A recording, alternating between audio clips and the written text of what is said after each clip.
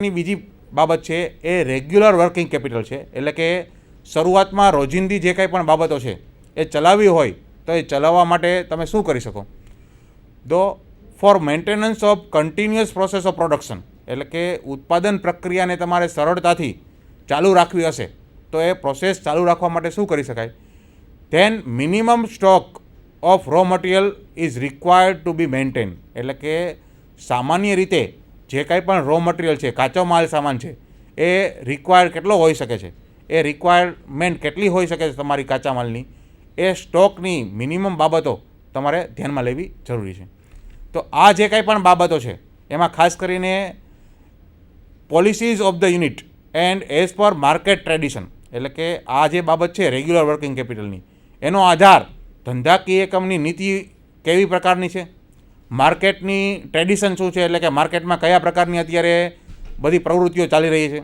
Cells on credit is also one of the important aspect, એટલે કે વેચાણ માટે તમને ઉધાર વેચાણની જો કાંઈ પ્રવૃત્તિ થતી હોય તો તમારી રોજિંદી જે કાંઈ પણ ખર્ચાઓ છે એ ચલાવવા માટે તમારે વધારે પ્રકારની નાણાકીય જરૂરિયાત ઉદ્ભવશે. So it is required so that amount of sale will remain invested in the form of debtors, એટલે કે તમારી વેચાણની જે કાંઈ પણ પ્રવૃત્તિઓ એ જો ઉધાર ઉપર થતી હશે તો તમારા જે નાણાં છે એ દેવાદારોમાં રોકાઈ જશે. એટલા માટે તમારે આ પ્રકારની રેગ્યુલર વર્કિંગ કેપિટલની જરૂરિયાત વધુ ઉદ્ભવશે. ત્યાર પછીની જે અગત્યની બાબત છે, the working capital required for this purpose in known as initial or regular working capital, એટલે કે આવા સમયમાં જે કાંઈ પણ તમારી કાર્યશીલ મૂડીની જરૂરિયાત છે એને આપણે ઇનિશિયલ એટલે કે શરૂઆતની અથવા તો રોજિંદી રેગ્યુલર પ્રકારની વર્કિંગ કેપિટલ તરીકે ઓળખી શકીએ છીએ. તો એક આ અગત્યની બાબત હતી કે જેને આપણે રેગ્યુલર અથવા તો રોજિંદી વર્કિંગ કેપિટલ તરીકે ઓળખી શકીએ છીએ.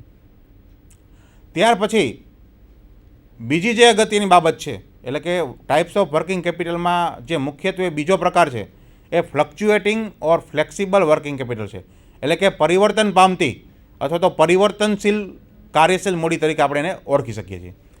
Due to change in production and sales, working capital requirement will result in to fluctuating capital of the excess capital, એટલે કે ઉત્પાદન પ્રક્રિયામાં પરિવર્તન આવે, વેચાણની કોઈ અમુક બાબતો છે એમાં પરિવર્તન આવે, તો આવા સંજોગોમાં જે વધારાની કાર્યશીલ મૂડીની આપણને જરૂરિયાત ઉદ્ભવશે એનો સમાવેશ આપણે આ પ્રકારની કાર્યશીલ મૂડીમાં કરી શકીએ છીએ.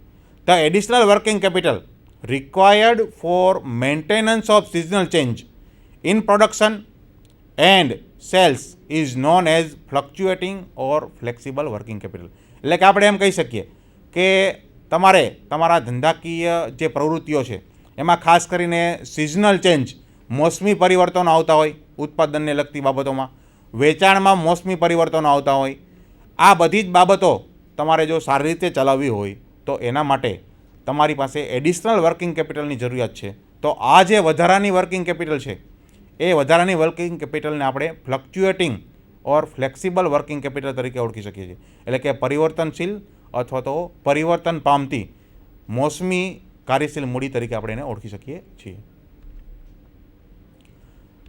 ત્યાર પછી ફ્લક્ચ્યુએટિંગ વર્કિંગ કેપિટલ, એને આપણે મુખ્યત્વે બે ભાગમાં વહેંચી શકીએ છીએ. જેમાં અગત્યનો જે પહેલો પાર્ટ છે એ સિઝનલ વર્કિંગ કેપિટલ છે, એટલે કે મોસમી કાર્યશીલ મૂડી તરીકે એને આપણે ઓળખી શકીએ છીએ. અને બીજી જે અગત્યની બાબત છે સ્પેશિયલ વર્કિંગ કેપિટલ, એટલે કે ખાસ કાર્યશીલ મૂડી તરીકે આપણે એને ઓળખી શકીએ છીએ. હવે સૌથી પહેલાં આપણે જેની ચર્ચા કરવાની છે એ છે number 1 is seasonal working capital, એટલે કે મોસમી કાર્યશીલ મૂડી કોને કહી શકાય? To meet with the seasonal demand of the business unit, એટલે કે મોસમી જે માંગ હોય છે ધંધાકીય એકમોની એને તમારે પહોંચી વળવું હોય તો એના માટે જે વધારાની કાર્યશીલ મૂડીની જરૂરિયાત ઉદ્ભવે છે, this working capital is known as seasonal working capital, એટલે કે આવા પ્રકારની જે કાર્યશીલ મૂડી છે એને આપણે મોસમી કાર્યશીલ મૂડી તરીકે ઓળખી શકીએ. ખાસ કરીને સિઝનલ વર્કિંગ કેપિટલમાં આપણે જો જોવું હોય તો ઉદાહરણ તરીકે લઈ શકીએ આપણે. For example, demand for raincoat, woollen clothes, umbrella, kites, આ બધી જ પ્રકારની જે બાબતો છે, ખાસ કરીને રેનકોટની ડિમાન્ડ વૂલન ક્લોથ્સની ડિમાન્ડ, અમ્બ્રેલા છત્રીની ડિમાન્ડ અને કાઇટ્સ પતંગની ડિમાન્ડ. તો દરેકની અલગ અલગ સિઝન અવેલેબલ હોય છે.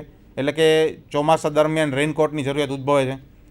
વૂલન ક્લોથ્સ શિયાળામાં વૂલન ક્લોથ્સ ગરમ કપડાની જરૂરિયાત ઉદ્ભવે છે. અમ્બ્રેલા છત્રીની જરૂરિયાત પણ ચોમાસાની સિઝનમાં તમારી પાસે જરૂરિયાત ઉદ્ભવતી હોય છે.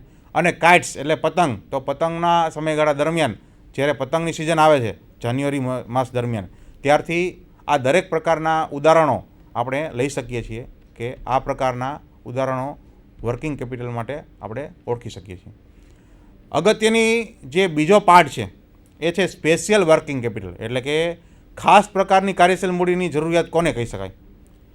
The additional working capital required for meeting with the contingent એટલે કે ઇમરજન્સીમાં situation is known as special working capital. ખાસ પ્રકારની કાર્યશીલ મૂડીની જરૂરિયાત ઇમરજન્સીના સંજોગોમાં, આકસ્મિક સંજોગોમાં ઉદ્ભવે છે. તો આવી આકસ્મિક સિચ્યુએશન જ્યારે ધંધા સમક્ષ ઉપસ્થિત થતી હોય છે તો એને આપણે સ્પેશિયલ વર્કિંગ કેપિટલ, આ પ્રકારની જરૂરિયાતને ખાસ પ્રકારની કાર્યશીલ મૂડીમાં આપણે સમાવેશ કરી શકીએ છીએ. ઉદાહરણ તરીકે જોઈએ આપણે, for example strike, lockout, fire, accident, the ડેકોસિટી, ફ્લડ, ડ્રોટ, અર્થક્વેક, વોર. ખાસ કરીને જ્યારે તાળાબંધી હોય છે, સ્ટ્રાઇક હોય છે, હડતાલની પરિસ્થિતિ આવે છે, આગ છે, અકસ્માત છે, લૂંટફાટ છે, પૂરની પરિસ્થિતિ આવે છે, આવા બધા જ સંજોગો, ખાસ કરીને અર્થક્વેકની સિઝન છે, વોર, લડાઈની પરિસ્થિતિ આવે છે. તો આ બધી જ બાબતોમાં તમારી પાસે ખાસ એટલે કે સિઝનલ ઉપરાંત જે કંઈ પણ વર્કિંગ કેપિટલની જરૂરિયાત છે સ્પેશિયલ વર્કિંગ કેપિટલમાં આપણે એનો સમાવેશ કરી શકીએ છીએ. ઇમ્પોર્ટન્ટ ચેન્જીસ ઇન ટેકનોલોજી, વારંવાર ટેકનોલોજીમાં પરિવર્તન આવતા હોય તો એ તમારે નવી મશીનરી ખરીદવા માટે પણ તમારી પાસે સ્પેશિયલ વર્કિંગ કેપિટલ એટલે કે ખાસ કાર્યશીલ મૂડીની જરૂરિયાત તમારે ઉદ્ભવે છે. Notable changes in demand of the commodities એટલે કે વારંવાર માંગમાં અથવા તો વસ્તુની જે કંઈ પણ ડિમાન્ડ છે માર્કેટમાં એમાં પરિવર્તન આવતું હોય, લોકોની પસંદગી બદલાતી હોય, ફેશન બદલાતી હોય, ટેવ બદલાતી હોય, તો આ દરેક બાબતોનો આપણે સમાવેશ સ્પેશિયલ વર્કિંગ કેપિટલમાં કરી શકીએ છીએ કે આવા સંજોગોમાં તમારી પાસે ખાસ કાર્યશીલ મૂડીની જરૂરિયાત ઉદ્ભવે છે. ત્યાર પછીની જે અગત્યની બાબત આપણે ચર્ચા કરવાની છે એ છે ફેક્ટર્સ અફેક્ટિંગ વર્કિંગ કેપિટલ. એટલે કે કાર્યશીલ મૂડીની તમારી જરૂરિયાત છે એ ઉદ્ભવતી હશે તો એને માટે જે કાંઈ પણ અસર કરતા પરિબળો છે એ કયા કયા હોઈ શકે છે. To determine the working capital of the business there is no such formula. એટલે કે કોઈ એવી ચોક્કસ ફોર્મ્યુલા નથી, કોઈ એવું સૂત્ર નથી કે જેના આધારે તમે તમારી વર્કિંગ કેપિટલની જરૂરિયાત ધંધાકીય એકમ નક્કી કરી શકે. It is decided on the types of business. એટલે કે ધંધાકીય એકમનો પ્રકાર કેવો છે એના ઉપર વર્કિંગ કેપિટલની જરૂરિયાત છે એ નક્કી કરી શકાય. Industry, trade or circumstances of the sources. એટલે કે કેવા પ્રકારના ઉદ્યોગ છે, કયા પ્રકારનો વેપાર છે અને સમય સંજોગો અને ઉપલબ્ધતા કેવી છે સોર્સિસની, એના આધારે તમે નક્કી કરી શકો છો કે વર્કિંગ કેપિટલની જરૂરિયાત કેવી છે અને કેટલી રહેલી છે. If the starting of business is good even though the scarcity prevails in next year. એટલે કે આપણે એવું કહી શકીએ છીએ કે ધંધાકીય એકમની શરૂઆત ખૂબ જ સારી હોય છતાં પણ એના પછીના વર્ષમાં ધંધાકીય એકમ માટે જે વર્કિંગ કેપિટલની રિક્વાયરમેન્ટ છે એમાં સ્કેર્સિટી એટલે કે અછત સર્જાઈ શકે છે. Then finance is to be obtain at a high rate even though the companies financial condition become weaker. એટલે કે આપણે એવું કહી શકીએ છીએ કે ધંધાકીય એકમની જે નાણાકીય જરૂરિયાત છે એ આવા સંજોગોમાં, અછતના સંજોગોમાં વધારે હોઈ શકે છે અને તમારે એ હાઈ રેટ ઉપર એટલે કે વધારે પ્રમાણમાં નાણાં ઉપર જે કાંઈ પણ મૂડીની પડતર છે એ ઊંચી આવી શકે છે. અને આવા સંજોગોમાં કંપની તરફથી તમારે જો કંપનીને નાણાકીય નુકસાન જઈ રહ્યું હોય, ફાઇનાન્શિયલ કન્ડિશન કંપનીની વીક પડી રહી હોય તો પણ કંપનીએ કાર્યશીલ મૂડીની જરૂરિયાત પૂરી કરવા માટે કંપનીએ આ પ્રકારની કાર્યશીલ મૂડી માર્કેટમાંથી હાઈ રેટ ઉપર, ઊંચા મૂડીના દર ઉપર મેળવવી જરૂરી છે. To prevent this situation following factors should be taken into account. એટલે કે આવા પ્રકારના સંજોગો જ્યારે ઉદ્ભવે છે તો એવી પરિસ્થિતિ ના આવે, કંપનીને આવી પરિસ્થિતિમાં ના મુકાવવું પડે તો એના માટે કંપની શું કરી શકે છે? તો તો આપણે એના માટેના અગત્યના કઈ બાબતો જે અસર કરતા પરિબળો છે એને આપણે ધ્યાનમાં લેવા જરૂરી છે. સૌથી અગત્યનું જે પહેલું પરિબળ છે, number 1 is nature of business, એટલે કે ધંધાનું સ્વરૂપ કેવા પ્રકારનું છે એના ઉપર અગત્યની ચર્ચા આપણે કરવાની છે. ત્યાર પછી second one, components of working capital, એટલે કે કાર્યશીલ મૂડીનું બંધારણ કેવું છે, એનું કદ શું છે, એ પણ એક અગત્યનું ફેક્ટર આપણે ગણી શકીએ છીએ. Then number 3, scope of business, એટલે કે ધંધાનું કાર્યક્ષેત્ર કેવું છે, ધંધાનો વ્યાપ કેટલો છે, એ પણ એક અસર કરતા પરિબળ તરીકે આપણે લઈ શકીએ છીએ કે જેના આધારે કાર્યશીલ મૂડી આપણે નક્કી કરી શકીએ. ત્યાર પછી જે અગત્યનું પરિબળ છે, number 4, time of production process. Number 4 is તમારી ઉત્પાદન પ્રક્રિયા, ધંધાકીય એકમ ઉત્પાદન પ્રક્રિયા માટે કેટલો સમય લે છે. It is also one of the important factor જે અસર કરતું પરિબળ આપણે ગણી શકીએ છીએ. Then number 5 is demand of products, એટલે કે વસ્તુ જે કંઈ પણ કંપની વેચી રહી છે, ધંધાકીય એકમ વેચી રહ્યું છે, એની માંગ કેટલી પ્રવર્તે છે માર્કેટમાં. Number 6, effect of trade cycle, how the company will affect the trade cycle, એટલે કે કંપનીને એના વેપાર ચક્રના આધારે કઈ બાબતો અસર કરતા છે, એ પણ એક અગત્યનું ફેક્ટર આપણે ગણી શકીએ છીએ વર્કિંગ કેપિટલની બાબત માટે. Then number 7 is capital turnover, મૂડીનું ચલન દર અથવા તો મૂડીના ઉથલાનો દર કેટલો રહેલો છે, એ એક અગત્યની અસર કરતા પરિબળમાં આપણે એની ચર્ચા કરીશું. ત્યાર પછીની જે અગત્યની બાબત છે, terms and condition of cells and purchase, એટલે કે ખરીદ અને વેચાણ માટેની જે કાંઈ પણ શરતો હોય છે ધંધાકીય એકમ માટે, એ પણ એક ફેક્ટર્સ અફેક્ટ કરે છે વર્કિંગ કેપિટલ માટે. Then number 9, time gap between order and deliver, એટલે કે જ્યારે વેપારીઓ અને ધંધાકીય એકમ વચ્ચે જે કાંઈ પણ ઓર્ડર આપવાનો હોય છે કાચા માલ સામાનનો, એના વચ્ચેનો સમયગાળો કેટલો છે, એ પણ એક અગત્યનું આપણે પરિબળ ગણી શકીએ છીએ. Number 10 is price reduction in current assets, એટલે કે કંપનીની જે ચાલુ મિલકતો છે એની જે કિંમત છે એમાં શું પરિવર્તન આવી શકે છે, કેટલો ઘટાડો થઈ શકે છે, તો એ બાબત પણ કંપનીના વર્કિંગ કેપિટલ નક્કી કરતી વખતે અસર કરે છે. Then number 11 is transportation facilities, એટલે કે કંપનીએ જે કાંઈ પણ કાચો માલ છે, તૈયાર માલ છે, એને લાવવા લઈ જવા માટેની જે કાંઈ પણ સવલતો ઉપલબ્ધ છે એ કઈ છે એને પણ એક અસર કરતું પરિબળ આપણે ગણી શકીએ છીએ. Now we will discuss all these 11 points one by one in detail. First point is nature of business, એટલે કે ધંધાનું સ્વરૂપ કયા પ્રકારનું છે, કદ કયા પ્રકારનું છે, એ એક અગત્યનું અસર કરતું પરિબળ આપણે ગણી શકીએ છીએ. According to various forms of business requirement, working capital proportion goes on changing, એટલે કે ધંધાકીય એકમના સ્વરૂપ અનુસાર એની કાર્યશીલ મૂડીની જરૂરિયાત છે એમાં એના પ્રમાણમાં બદલાવ આવતો રહે છે. In comparison of manufacturing unit, અને આ માટે ખાસ કરીને ઉત્પાદકીય યુનિટ જો હોય, then the activities of trade and commerce requires, અને ઉપરાંત જે કાંઈ પણ વેપાર અને વાણિજ્યને લગતી જે કાંઈ પણ બાબતો છે એના આધારે મોર કેપિટલ વિલ બી રિક્વાયર્ડ, એટલે કે આવા સંજોગોમાં વધારે પ્રકારની કાર્યશીલ મૂડીની જરૂરિયાત ઉદ્ભવે છે. ત્યાર પછી less working capital is required in utility services like railway, electricity etcetera, એટલે કે ઓછા પ્રકારની કાર્યશીલ મૂડીની જરૂરિયાત ક્યારે ઉદ્ભવે, તો કે ખાસ કરીને જે જાહેર ક્ષેત્ર સાથે સંકળાયેલા બાબતો છે, રેલવેની સેવાઓ છે, ઇલેક્ટ્રિસિટી એટલે વીજળીને લગતી સેવાઓ છે, તો આવી બધી સેવાઓ આપતી જાહેર ક્ષેત્રની જે કંપનીઓ હોય છે એને ઓછા પ્રકારની કાર્યશીલ મૂડીની જરૂરિયાત ઉદ્ભવે છે.